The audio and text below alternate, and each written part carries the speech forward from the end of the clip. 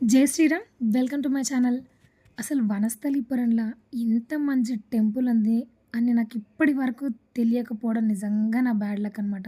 నిజంగా 2 కళ్ళు సరిపోలేవండి. నాకైతే స్వామి వారిని చూస్తూ ఉంటే ఇంకా తిరుపతి చుట్టుపక్కలే ఉన్నా అనిపించిందనమాట నాకైతే. గుడి కూడా చాలా అంటే చాలా పెద్దగా ఉందండి.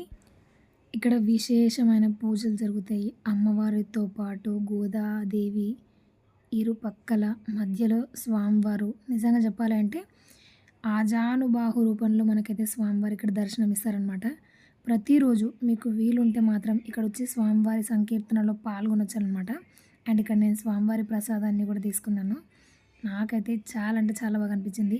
ఒక అరగంట సేపు అన్నీ మర్చిపోయి స్వామివారి అన్నమాచార్య కీర్తనలు, సంకీర్తనలు చేస్తూ ఉన్నారనమాట ఇక్కడ. వాటిని వింటూ, వచ్చింది పాడుతూ, స్వామివారి ప్రసాదాన్ని ఆస్వాదిస్తూ అసలు గుడిలో నుంచి నిజంగా చెప్పాలంటే రావాలి అనిపించలేదు. నిజంగా అంత బాగా అనిపించింది గుడి మాత్రం.